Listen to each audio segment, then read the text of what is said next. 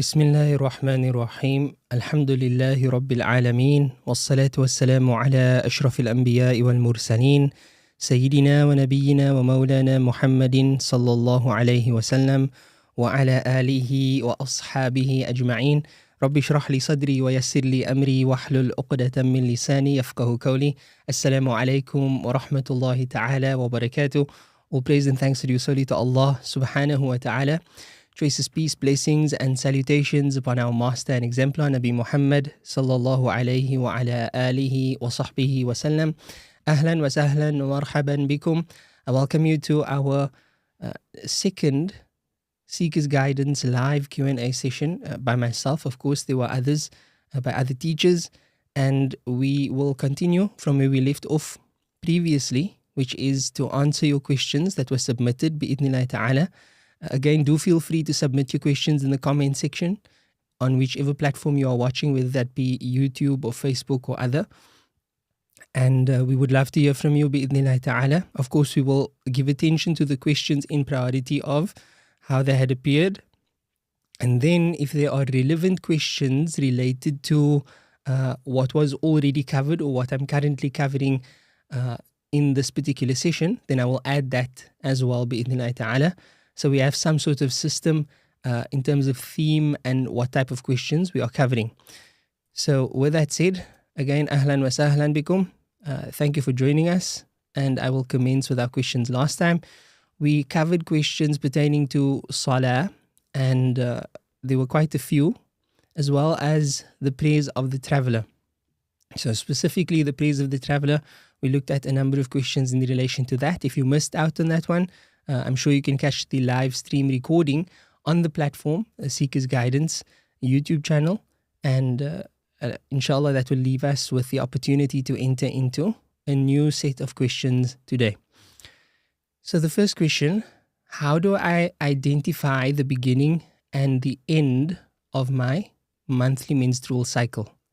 The question reads, how do I identify the beginning and the end of my monthly menstrual cycle? طيب.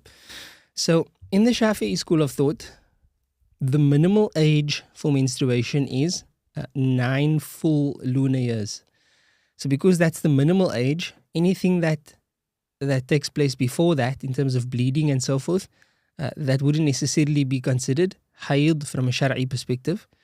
There is no maximal age for the end of it. So it doesn't matter how old one becomes, there's no maximal age, so it's possible until death, at least from a Shari'i perspective, inshallah. And then the minimal menstrual period is a day and a night. It generally lasts between 6 and 7 days, but the maximal period is 15 days.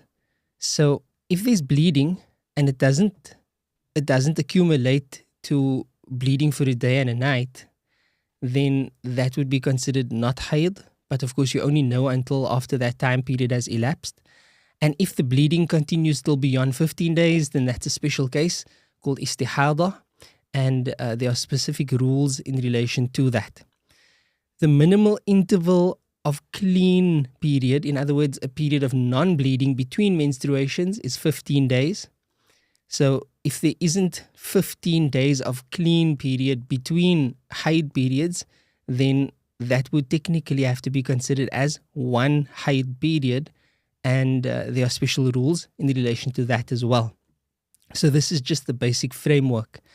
There is no maximal limit to the number of days between menstruation. So a woman could have menstruation and then have a long period of time where there's no menstruation and then menstruate again.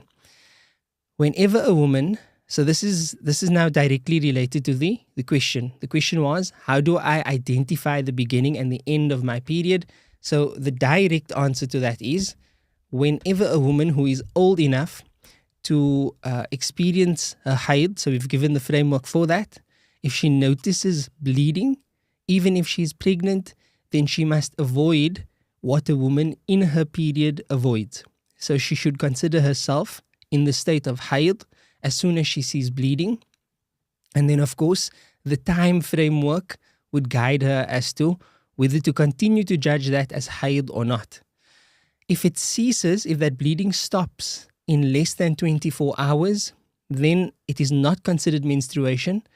And whatever prayers and fasting was omitted as a result of the genuine assumption that it was hayd, that would have to be made up. So qada would have to be made of that because it wasn't hayd. And then it is not considered menstruation at all, so she has to repay whatever she has omitted. If it ceases at 24 hours, so if it ceases after 24 hours or at 24 hours, or within 15 days of first noticing bleeding, or between the two, then it is considered menstruation, it is considered hayd, and Allah knows best. If it goes beyond 15 days, then she has what is considered istihada. That's roughly translated as chronic vaginal bleeding. And there are, again, as I said, special rules in relation to how she should be viewing that. And this would differ from woman to woman. So those rules can become a bit complex. And I would advise for any woman who experiences this to speak to a qualified scholar, ideally a woman scholar, so that she can guide you in this regard. And then the last point that I wish to note on this is that yellow or dusky colored discharge is considered part of the menstrual flow. So generally, some women experience a discharge that is that's not her normal discharge. It's definitely a different color. So it's yellow or dusky colored or brownish. Before and after the period, this would have to be considered as part of the menstrual flow. And then, so I said that was the last point. Perhaps I should just add this point. If a woman has times of intermittent bleeding and cessation, so she bleeds a little bit and then she stops, and then she bleeds a little bit and then she stops, for an interval of 15 days or less, if this happens, and the times of bleeding, so the periods that she actually bled for, if she counts those times and collectively they amount to at least 24 hours, then the entire duration of that interval, bleeding and stopping, that entire duration is considered hayd. So initially she would have to check and see, okay, there's bleeding, it's not bleeding, and so forth. So she'd have to measure that, and then she would discover that no, this is actually a hayd, and this is how her normal cycle proceeds. So I hope that assists in terms of answering the question, how do I identify the beginning and the end of my period? Barakallahu feekum. We proceed to the next question. Another question in relation to women. Bismillahir Rahmanir Rahim. Does vaginal discharge break one's wudu? Does vaginal discharge break one's wudu? So, of course, the discharge that we spoke about above, that would be counted as hayd, but we are not speaking about that now. We are speaking about usual vaginal discharge, right? The usual moisture. So, Bismillahir Rahmanir Rahim. The type of moisture or mucus, as it is, sort of biologically referred to, is from a woman's private part, or rather, the type of moisture that comes from a woman's private part is considered pure. It's considered tahir in the Shafi school. That's the first point. The second point is your wudu would be invalidated when anything exits the private parts, but not because of the discharge that you were in contact with, because it comes from the private parts. So in essence, if a woman experiences vaginal discharge from inside of the vagina, and it comes out of the vagina, that discharge is something that comes out of the private parts. And the rule in the Shafi school of thought, there are 4 things that break one's wudu. One of that is kharijun min as-sabilain, anything that exits the front or rear private part, male or female, right? Whether it comes from the male or female. And in this sense, it will break the wudu. However, there are certain other points that one should understand about vaginal discharge, and it's a very important issue. So I'll take this opportunity to elaborate a little bit on the issue.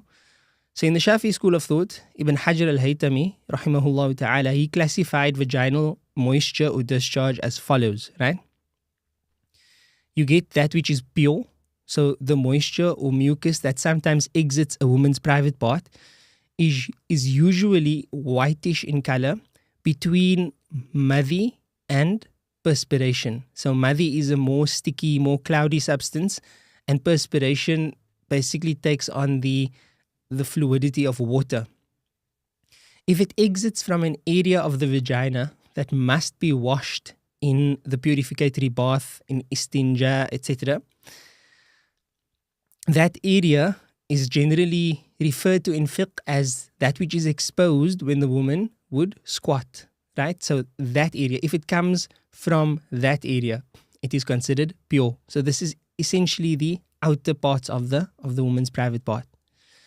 Then there's another type of discharge which is considered impure, and that is if it exits from an area of the vagina that does not require washing in a purificatory bath. In other words, when a woman takes a ghusl, she's not expected to wash herself internally, right? The only parts of a private part that need to be washed is that which is exposed at the time of squatting.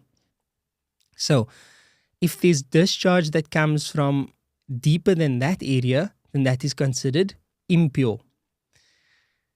But then there is moisture that is categorized differently by different scholars. So there's differing views on this. That is, if the moisture exits from an area between what was just mentioned, so between the outer parts of the private part and the inner parts of the private part. There are differing views in this regard, but the official view of the Shafi'i school is that it is pure, it is not najasa. So this is from Hashiyatul Jamal ala Sharh al-Manhaj. Even though the moisture from deep within the female private part is considered najasa upon exiting the vagina, right, what we just explained above, any quote-unquote contamination, anything that is afflicted or touched by that particular type of discharge, that would be overlooked. That is ma'fuun anhu. And there's an important reason why we mention this. So for example, when engaged in physical intimacy with one's spouse, the male private part is not considered to have been, again, quote-unquote, contaminated. It is not considered to become mutanajjis or affected with najasa after intercourse. Similarly, if there's a legitimate reason for a lady to insert something into her private part, for example, a doctor's examination, or she needs to examine herself for some reason, then whatever comes from that inner private part is not considered to be affected by najasa. Even though it's considered impure inside, it is considered ma'fuun anhu, in other words, overlooked. It is pardoned by the Sharia. And again, this is from the works of Ibn Hajar al-Haytami. So a related question to this is, if a woman uses, if she has some discharge on her clothing or on the towels, etc., would that have to be considered najasa? And again, the answer is no, based on what we've just explained above. Wallahu subhanahu wa ta'ala a'lam. طيب, we continue to the next question, inshallah ta'ala. So we're dealing with, as you can see, there's a number of questions related to females and women in this particular session. And we have some more lined up. So the next question is, Bismillahir Rahmanir Rahim. Is it necessary for women to wear niqab in the Shafi'i school? Is it necessary for women to wear niqab in the Shafi'i school of law? Now, first and foremost, Bismillah, walhamdulillah, wassalatu wassalamu ala rasulillah wa ba'd. This is one of those matters upon which there has been differences of opinion among the scholars, not only from the Shafi'i school, but since the time of the Sahaba, Ridwanullahi ta'ala alayhim ajma'in. There is no clear evidence, that espouses the obligation of wearing niqab or the non-obligation of wearing niqab from the Quran. It's all interpretable. The same thing applies to the Sunnah of Rasulullah sallallahu alayhi wasallam. There is evidence to espouse both views. Number one, that it is obligatory, and the other one, that it is Sunnah. But before we speak about whether it is obligatory or Sunnah, the key element in learning Islamic law, I believe, is to understand the matters upon which there's no difference and then proceed to understand the differences thereafter, which is why when one studies any particular school of thought, the traditional methodology in terms of studying fiqh is to study and master one school of thought while having the other schools in one's periphery. So you do have an appreciation of the other schools, but you need to be grounded in one school. Otherwise, especially for a non-scholar, and even when it comes to scholars, it requires mastery in scholarship. One should stick to one school of thought for as long as possible and be grounded in that, and then have an understanding of the other schools. So when it comes to the matter of niqab, the reason why I'm mentioning this is there's some confusion in the ummah that niqab is completely foreign to Islam and it's a cultural practice. Now, when it comes to traditional Islam, the schools of Ahlus Sunnah wal Jama'ah, there is no madhab that regards it as foreign to Islam or cultural practice. The ruling basically goes between fard and sunnah. So, is the woman's face, is the face of a woman awra or is it not? There are differing views, but everyone agrees that it is either fard or sunnah. Nobody says, no, it's not fard, it's not sunnah, it's nothing, it's makruh, it's haram. So that's something that we need to understand. The only time in which it is prohibited for a woman to cover her face would be when she is in the state of ihram, and even there, scholars differ as to how to treat that particular situation. Now we zoom into the Shafi'i school. Upon reading the Shafi'i school on this particular matter, it's easy to become confused because different books would carry different opinions on this matter. So there are differing views on this matter in the Shafi'i school, right? And scholars have reconciled these views in various ways. So you may find that some have actually expressed, no, it is obligatory in the Shafi'i school, and they would have evidence to espouse their view. I'm going to present here the fatwa of my late teacher, Mufti Taha Karan, rahimahullah ta'ala, in which he covers this topic, and he says that covering the face and the hands is not obligatory, but sunnah in the Shafi'i school of thought, but it requires some elaboration. Bismillah. So he notes, Muhammad Taha Karan, rahimahullah ta'ala, was asked regarding a woman covering her face and hands in the Shafi'i school, and thus responded that it is not obligatory for her. Moreover, Ibn Hajar, rahimahullah, mentioned this in his Tuhfa, that's Tuhfatul Muhtaj, the sharh of the Minhaj of Imam An-Nawawi, rahimahullah ta'ala. So, differing from both Imam Al-Ramli and Khatib Shirbini in their books. So, that's from Nihayatul Muhtaj and Mughni al-Muhtaj, respectively. So, these works are all commentaries on the Minhaj al-Talibin of Imam An-Nawawi. Now, the Minhaj al-Talibin of Imam An-Nawawi is essentially the Mufta Bihi book in the madhab, meaning that if fatwa is going to be passed, it is going to be passed first and foremost from the work of Imam Nawawi, rahimahullah ta'ala, which is essentially a synopsis of all of the previous scholars' works, and then a synthesis thereof between himself, Imam Nawawi, and Imam Al-Rafi'i, rahimahullah ta'ala, who are, for all intents and purposes, the spokesman of the Shafi'i school of thought in the traditional sense. Then other scholars would take the work of Imam Nawawi, rahimahullah ta'ala, and further elaborate on that so that we can have an appreciation for how to really study the work of Imam Nawawi and how to pass fatwa accordingly. So these scholars that we mentioned now, they all write commentaries on the book of Imam Nawawi, Minhaj al-Talibin. Sometimes, however, if matters are not cleared up in the Minhaj al-Talibin, then the scholars who write commentaries on that text, they further elaborate and end up with their own conclusions. And then essentially, what happens in the Shafi'i school is that there are different approaches to fatwa, different approaches as to how to pass the ruling, but generally speaking, the work and the words of Imam Ibn Hajar al-Haytami and Ashams al-Ramli, they are the weightiest among the commentators of the Minhaj of Imam Nawawi. طيب. So that's just some background information. Ibn Hajar's position is preferred, is the rajih in this case, considering both the madhab as well as the evidence. So Mufti Taha rahimahullah gave tarjih, preference, to the opinion of Ibn Hajar, which states that it is not obligatory, it is sunnah.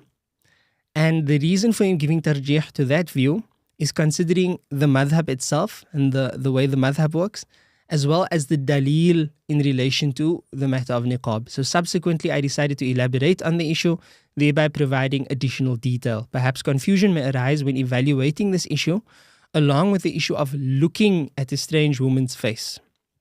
So there's a differentiation between a woman having the duty to cover her face when leaving the home and looking upon the face of a ajnabi, meaning a marriageable woman. Those two are separate issues. Therefore, the ruling of looking shall be clarified before the issue of covering the face.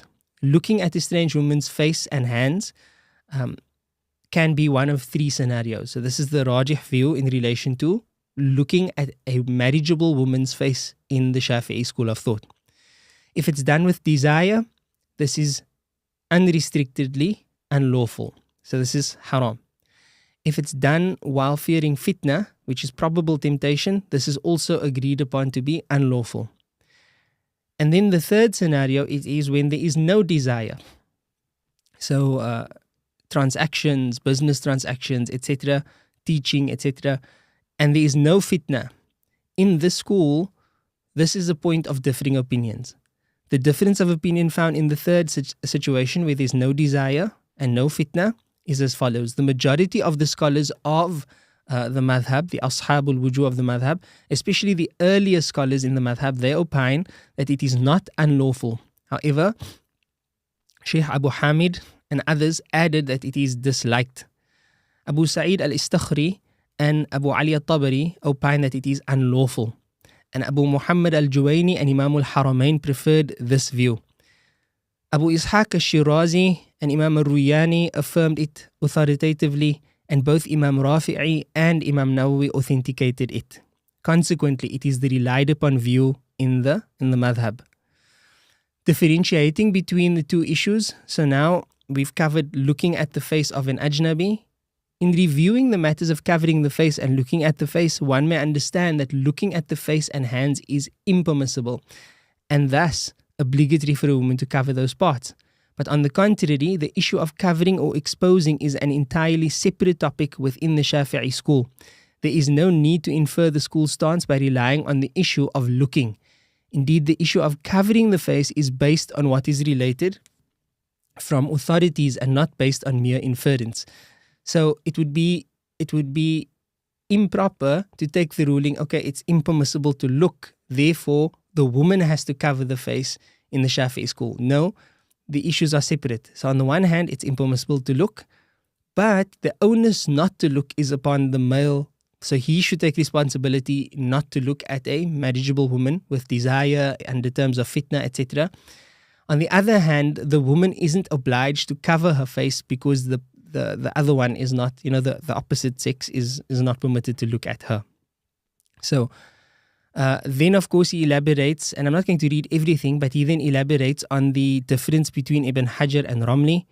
And he agrees with, as we said before, Ibn Hajar, who considers it not a fundamental obligation.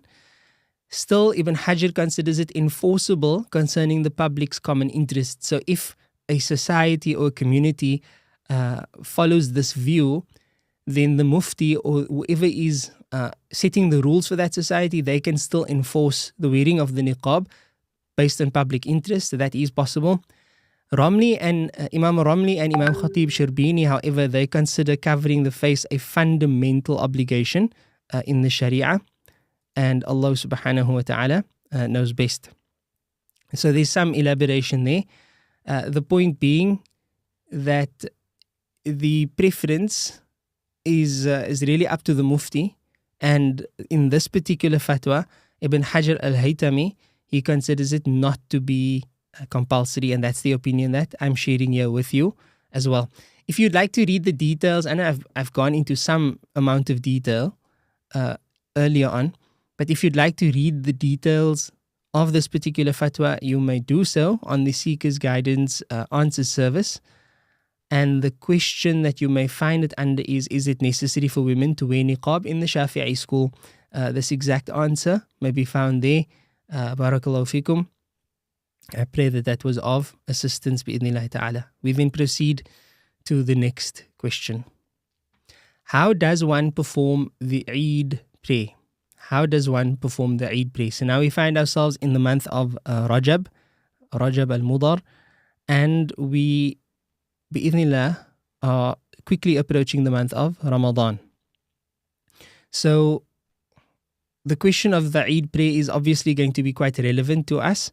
So let's just do a basic overview of how the Eid prayer is done and what we should know in relation to the Eid prayer. So first and foremost, Bismillahir Rahmanir Rahim. The prayer on the two Eids is considered a sunnah. In the Shafi school of thought, it is considered a sunnah. And it is a sunnah mu'akkada. So it's not wajib. It's considered an emphasized sunnah, meaning that a person who does not perform the Eid prayer, he will not be liable for punishment, because that's how the Shafi'i school regards the ruling of the Eid prayer. And it is recommended for this prayer to be prayed in jama'ah, in a group. Its time begins at sunrise, so once the sun has risen, that's when the time of Eid prayer begins. And it is recommended for this prayer to take place after the sun is a spear's length above the horizon. So basically what we usually refer to as the time of Ishraq, where you see the sun and there's a gap, a very clear gap between the disk of the sun and the horizon. That would be considered the most preferred time for the Eid prayer, but it is valid from the time of sunrise.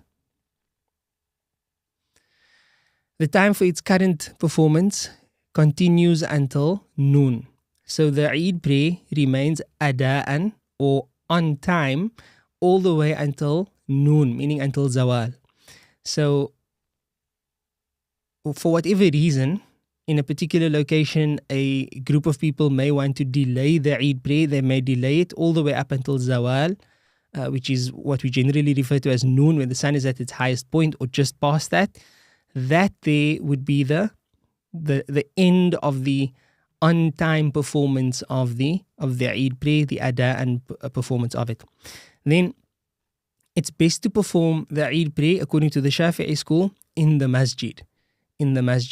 However, if there is room, then it's best to pray it in the masjid if there is room. However, if there is no room, in other words, if everyone who generally comes to the Eid prayer will not find adequate space inside the masjid, then it is better to hold it outdoors. Then there's, of course, the description of the Eid prayer itself, which we commence with now. The Eid prayer consists of 2 raka'at. In addition to the opening Allahu Akbar that the Imam would recite, there are 7 more takbeers that follow the opening Allahu Akbar. So we always open our prayers. We say Allahu Akbar, that commences the opening of the salah. And then after doing the first Allahu Akbar, in addition to the opening Allahu Akbar, one says Allahu Akbar 7 times. That's in the first rak'ah. So it would be consecutive. Allahu Akbar, Allahu Akbar, and so forth. After the opening supplication, as well as the ta'awudh, and then 5 times in the second rak'ah. Okay, so what should one recite between the Allahu Akbars? So there's the first Allahu Akbar, and then one says Allahu Akbar 7 times in the first rak'ah after the opening supplication, and before saying the ta'awudh. So if you want to see exactly how it goes, the Imam would start the prayer, Allahu Akbar, and then recite إني وجهت وجهي للذي فطر السماوات والأرض حنيفا مسلما وما أنا من المشركين إن الصلاة ونسكي ومحياي ومماتي لله رب العالمين لا شريك له وبذلك أمرت وأنا من المسلمين الله أكبر. And then in between each Allahu Akbar, it would be recommended to say Subhanallah walhamdulillah wa la ilaha illallah wallahu akbar. And then again Allahu Akbar, Subhanallah walhamdulillah wa la ilaha illallah wallahu akbar. Generally, these recitations would be silently to oneself. And when we say silently, I mean enough with enough volume to be able to hear oneself. And this proceeds until 7 Allahu Akbars are concluded. Then the Imam would commence with A'udhu Billahi Minash Shaitanir Rajeem, and then commence with the recitation of the Fatiha, Bismillahir Rahmanir Rahim, which is recited aloud, as well as the surah after the Fatiha, which is also recited aloud. So that's for the first raka'ah. The opening Allahu Akbar, the Dua al-Istiftah, and then the 7 Allahu Akbars with the dhikr in between, and then the rest of the raka'ah is as per usual. In the second raka'ah, the Imam would rise from the sujood, coming up and saying Allahu Akbar. And then again, there would be 5 Allahu Akbars, 5 takbeers that would follow the Allahu Akbar that brought him up from the sujood. And again, in between those takbeers, the Imam would recite Subhanallah, walhamdulillah, wa la ilaha illallah, wallahu Akbar. And after the 5, he would continue with the Fatiha, saying A'udhu Billahi Minash Shaitanir Rajeem silently, and then the Basmala, Bismillahir Rahmanir Rahim, out loud, along with the rest of the Fatiha, and then the surah that follows that. So there's the 2 raka'at. So those are the different factors between the Eid Salah and other prayers. In addition, it is sunnah to recite after the first Fatiha, Surah Qaf, and in the second rak'ah after the Fatiha, Surah Al-Qamar. So Surah Qaf is Surah number 50, that's in the first rak'ah, and Surah Qamar is Surah number 54, that's in the second rak'ah. Or alternatively, a shorter option is to recite Surah Al-A'la, Sabbih Isma Rabbika Al-A'la, Surah number 87 in the first rak'ah, and Surah Al-Ghashiyah, Hal Ataka Hadith Al-Ghashiyah, in the second rak'ah, which is Surah number 88. Even shorter than that, as an alternative, one may recite Surah Al-Kafirun, which is Surah number 109 in the first rak'ah, and Surah Al-Ikhlas, which is Surah number 112 in the second rak'ah. And then after the Salah, the Imam gives 2 sermons, 2 khutbahs, like those of Jumu'ah, with a slight difference in that he opens up the first sermon with 9 consecutive Allahu Akbars, and he opens up the second sermon with 7 consecutive Allahu Akbar. That is essentially the Eid prayer in a nutshell. I hope that has covered the bases. Then, of course, just to reiterate, the procedure of the takbeers at the opening, because the Salah is sunnah, there's no repercussion if someone misses out any of these at all. And even more so, if an Imam forgets, or if the person who prays forgets to say the Allahu Akbars and proceeds to recite, the Salah is still valid. So the recitation of the additional Allahu Akbar in the Salah is also sunnah, and it would not affect the validity of the prayer. So if somebody omits that, of course that wouldn't be the best practice, because they're missing out on the reward of the full Salah, but the Salah would be valid nonetheless. And Allah subhanahu wa ta'ala knows best. Excuse me.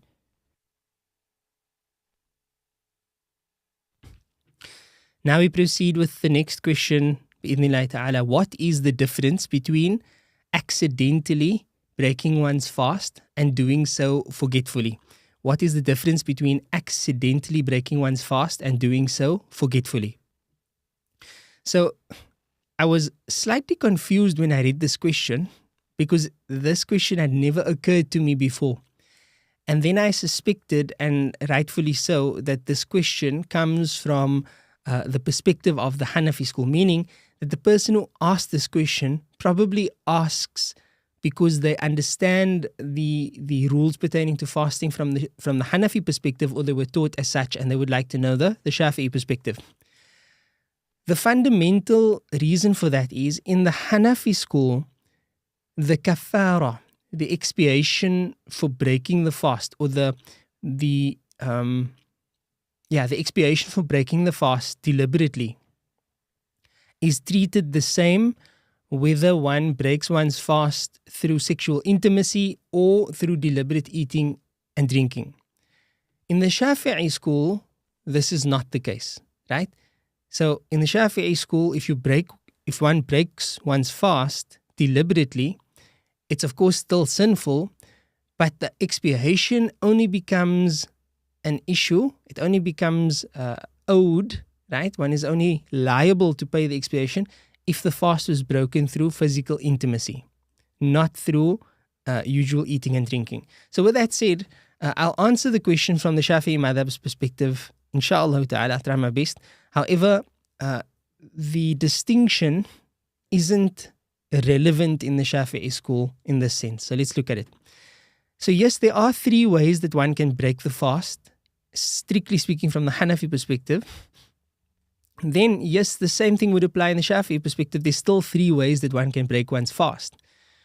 But because the outcomes are essentially the same with at least 2 of them, we don't categorize them as 3 separate ways. There's in the Shafi'i madhab, there's either deliberately or there's accidentally, forgetfully, right? That's a 1 and 2 option there. So A, deliberately, B, accidentally or mistakenly, and then C, forgetfully. طيب. So is there a distinction? Let's look at it. A, deliberately breaking the fast. Breaking one's fast deliberately requires a make-up fast, and that's it. But if it was through sexual intercourse, then it also requires the expiation. What is the expiation? Inshallah, we'll fit that in towards the tail end of this answer. The criterion for things which invalidate the fast in the Shafi'i school is essentially وصول العين إلى الجوف من منفذ مفتوح. For a substance, when we say substance, we mean something that is discernible with the naked eye, right? A substance, not the trace of a substance, not a microscopic particle of a substance, but an actual substance, reaching the body cavity through an open passageway, right? Reaching the body cavity through an open passageway. That is, in essence, what breaks the fast in the Shafi'i school. And then this would be, in other words, the deliberate introduction of anything besides air or saliva into the body cavity, which would break the fast. If the person fasting does so absent-mindedly or under compulsion, it does not break the fast. So this is why there's only there's two situations. If not a substance, then sexual intercourse, that would break one's fast. And the third thing is orgasm or ejaculation that is reached through one's deliberate actions, such as touching, kissing, caressing, etc. All of that, if there's an orgasm as a result of that, that would also break one's fast. So there's only those 3 things. Substance reaching the body cavity from an open passageway, sexual intercourse, or orgasm that is brought about by one's own actions. Not by thinking and, where there's no action. So there's no difference in relation to that. Then we ask, okay, what does not break the fast? What does not break the fast? The fast remains valid if any of the things that are done absent-mindedly, in other words, not remembering the fast, or out of ignorance that doing the things which break the fast are unlawful, whether this is due to being a new Muslim or to being born and raised far from Islamic scholars or under compulsion. So in all of those cases, it would not be considered to break the fast. It was accidental, it was forgetful, etc. It wouldn't break the fast. And further than that, the fast is not broken by involuntary vomiting, having a wet dream or orgasm as a result of thinking or looking at something, right, without having the intention for it to bring about that. Some water reaching the body cavity as a result of rinsing out the mouth and nose during wudu, provided that one was not excessive in one's usage. And then saliva carrying down some food particles from between one's teeth, provided this is after having cleaned between them. And then gathering saliva in the mouth and swallowing it, bringing the saliva as far forward as the tongue but not to the lips, and then swallowing it. This will not break the fast. And then coughing up phlegm from the throat and then spitting it out. That would not break the fast, spitting it out. The arrival of dawn when there is food in one's mouth, which one spits out. The arrival of dawn when one is engaged in physical intimacy and one immediately disengages, that would not break the fast. Or somebody who sleeps or is unconscious all day, that wouldn't break the fast, provided that they are conscious or awake for at least a moment of the day. Right? Then the final point there is there anything involuntary? Is there anything involuntary that could break the fast? Yes, there are insanity even for a moment, but that person would not have to make up for the day. Being unconscious the entire day, if it's not the person's own doing, they would not have to make up for the day. The appearance of menstruation or postnatal bleeding, that breaks the fast. It's involuntary, but they would have to make up for the day. So those are the various cases. But as you can see, as far as accidental and forgetful, there's no distinction. Deliberate, yes, there's a distinction. But even there, if it's deliberate and through sexual intercourse, the kafara takes place. If it's deliberate but not through sexual intercourse, the day needs to be made up. Only that one day. And there's no kafara beyond that. But that doesn't mean that we make light of breaking the fast deliberately in the Shafi madhab. It's just a perspective as to when the kafara comes into play. And remember that kafara, that expiation is quite severe. Fasting for 60 consecutive days, because there's no valid slavery for us to emancipate. So fasting for 60 consecutive days is not a light task. It's not an easy task. So let us take note of the severity of that, and Allah knows best. Next question. What are the minimum steps that must be taken to make a marriage valid? What are the minimum steps that must be taken to make a marriage valid? Bismillahir Rahmanir Rahim. The integrals of a marriage agreement are 5 in the Shafi'i school. There's the spoken form, the sigha, which is basically the offer and acceptance. If you look at it as a contract where the wali of the bride says, uzawijuka, or I'm marrying you off to my daughter for this amount, etc., etc. And then the groom responds by saying, I've accepted, qabiltu nikahaha, I've accepted marrying her off, li nafsi bidhalik. So that sigha, that form there, the offer and acceptance, that's what is referred to there as the spoken form. Then number 2, the witnesses. There need to be at least 2 generally upright male witnesses. Can there be witnesses beyond that? Perhaps even female witnesses, perhaps other witnesses, perhaps 10 witnesses. Yes, but the minimum shar'i requirement is 2 male witnesses. Then number 3, the bride's guardian. So the wali is part of the essentials. So that's part of the integrals. If there's no approval by the bride's guardian or wali in the Shafi'i school, the marriage is not valid. And then number 4, the groom. Of course, we need a groom, right? So, and then number 5 is the bride herself. So those 5 components make up the minimal integrals of a marriage agreement, and Allah subhanahu wa ta'ala knows best. Anything beyond that is not necessarily going to be a non-essential. Like, for example, the mahr is obligatory, it must be paid, but it depends on the situation, and it depends on whether they agreed upon one, etc., etc. These, however, are the 5 integrals, and Allah knows best. طيب. The next question, Bismillahir Rahmanir Rahim. Are lobster and other seafood permitted according to the Shafi'i school? Here in South Africa, we don't speak about, well, we do have lobsters, but generally the specific type of lobster called rock lobster, we refer to it as crayfish. That's the one that is considered most of the time when it comes to eating, shellfish from the sea, etc. And it is considered quite a delicacy among the Muslims. We are a Shafi community. So let's look at this particular question. Bismillahir Rahmanir Rahim. In the Shafi'i school, quite simply, it is permissible to eat any aquatic life, including oysters and mussels. The exceptions would be that which is not strictly aquatic. So they are amphibious, such as frogs, crocodiles, and the like. But that which is strictly aquatic is generally considered to be permissible. It is permissible to eat any aquatic game, Saydul Bahr, except frogs and crocodiles. This comes from the Reliance of the Traveller. For easy reference, for the English-speaking community, Sheikh Noor Hamim Keller's treatise, Reliance of the Traveller, which is a translation and commentary of Umdatus Salik, one of the relied upon texts within traditional Shafi'i studies, is an excellent manual for any Shafi'i family to have within their homes. So I would highly advise you to acquire that. However, it should be looked at for non-students as an encyclopedic work that you can refer to, but still consult with scholars to make sure that you've understood the text correctly.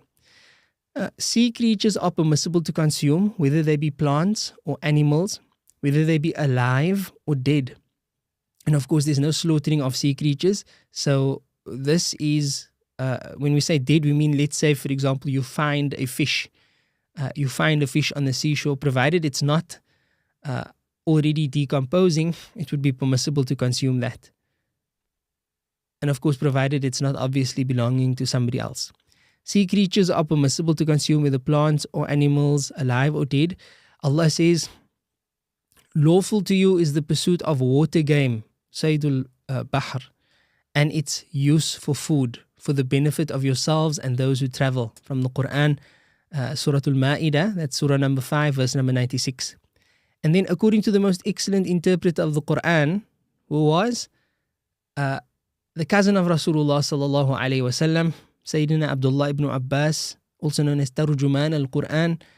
His opinions in tafsir is always going to be considered very weighty. He said the word Sayd in the above verse refers to that which is taken from the sea alive, and the word ta'am refers to what is taken from the sea dead. We did mention that the exceptions are amphibious creatures, crocodiles, frogs, etc., things that live in the sea and on land. But unlike oysters and mussels, amphibious creatures can move at will to either land or sea, and then they can still survive completely, in order. It is not permitted to eat amphibious creatures, especially frogs, because the Prophet ﷺ forbade killing them, and we are allowed to kill what we eat, and we are allowed to kill what we may eat. It is reported in the hadith of Abdul Rahman ibn Uthman, who said that the Messenger of Allah ﷺ forbade the killing of frogs, and that comes from a hadith in the Musnad of Imam Ahmad and the Sunan of Ibn Majah. As for the specific question, crabs, lobster, crayfish, and other shellfish, according to the Shafi school, all aquatic animals, even if they're not strictly viewed as fish, which is often the problem in other schools, they are lawful to consume. In his Majmu', Sharh al-Muhadhab, the encyclopedic work by Imam Nawawi, he clearly expresses that everything in the seas is lawful to consume, including shellfish, whether they are dead or alive, but not frogs. Nawawi, Majmu' Sharh al-Muhadhab. And what's funny is that because we are in a predominantly Shafi'i community, there are still Hanafi followers, but this is one issue in which we often find the Hanafi scholars, the Hanafi ulama, the Hanafi followers, they transfer to the Shafi'i madhab under this particular issue. We say that as a joke, and Allah knows best. طيب, so that's enough of seafood. We'll take one more question, bi'idhnillahi ta'ala, and this is again about salah. Which are the daily emphasized sunnah prayers according to the Shafi'i school? Which are the daily emphasized? So I'm taking from the English here. Emphasized sunnah is generally referred to as sunnah mu'akkada, and my understanding of this question is that it's referring to which salahs that are connected to the fard salahs are considered emphasized. So we should try to make as many of the sunnahs as we can, but to be consistent on all of them is, of course, I wouldn't say difficult, but it requires time and it requires a certain level of closeness to Allah subhanahu wa ta'ala on a consistent basis. May Allah grant us that. But if somebody would like to pray the sunnah prayers, but begin by only the emphasized prayers, the confirmed or the sunnah mu'akkada, then these are the sunnah mu'akkada prayers. And when we say that they are mu'akkada, we mean that the Prophet sallallahu alaihi wasallam, he never omitted, he never left out any of these prayers while he was traveling or while he was at home. So these are the prayers that he continued to do even though he was traveling or he was busy, right? So number one, the two sunnah prayers before Fajr. These are highly emphasized sunnah prayers. The two sunnah prayers before Fajr. Then the two before as well as the two after Dhuhr. Then the two after the sunset prayer. So notice there's nothing around Asr time. the two after the Maghrib prayer, not after Asr, not before Asr, there's nothing there, but after Maghrib there's 2 rak'ahs there, and then 2 after the Isha prayer. It is also recommended to pray 2 rak'at before the sunset prayer, right? That 2 is not emphasized. So that's 2 before Maghrib but not emphasized. And then the sunnahs of the Friday prayer, Jumu'ah, are the same as those of the noon prayer, Dhuhr. So they basically replace the Dhuhr sunnah prayers. So what are they once again? 2 sunnahs before Fajr, 2 before Dhuhr, 2 after Dhuhr, 2 after Maghrib, and 2 after Isha. And on the Friday for Jumu'ah, it would of course be 2 before Jumu'ah and 2 after Jumu'ah. And Allah subhanahu wa ta'ala knows best. Barakallahu li wa lakum. Jazakumullah khairan for joining us. I hope that this was of benefit and that I've explained matters clearly. For those who commented in the comments, I'd like to just mention your questions so that we know, so that you know we've taken note of them, inshallah. The question reads, if I forgot to perform the prostration of forgetfulness, but I remained sitting without talking, etc., can I carry on, complete the prayer with prostration of forgetfulness and finish the prayer? And then, Salam, what is the sunnah beard length, and does a person need a beard to lead prayer? So we've taken note of your questions. Inshallah, we'll add them to the list of questions that we have and we will get through them. The point here is not to answer questions on demand, but rather to ensure that we've covered that which we've seen to be frequently asked questions and questions that require attention. And then through your participation and your questions here in the chat, we can also add that to our list. And we hope that this works for you, bi'idhnillahi ta'ala. If we see that it would be more beneficial to answer the questions as they come through, we may change it to that. But until next time, wa sallallahu ala Sayyidina Muhammad. Subhanallahi wa bihamdi, subhanakallahumma wa bihamdik, nashhadu an la ilaha illa anta, nastaghfiruka wa natubu ilayk. Assalamu alaikum wa rahmatullahi ta'ala.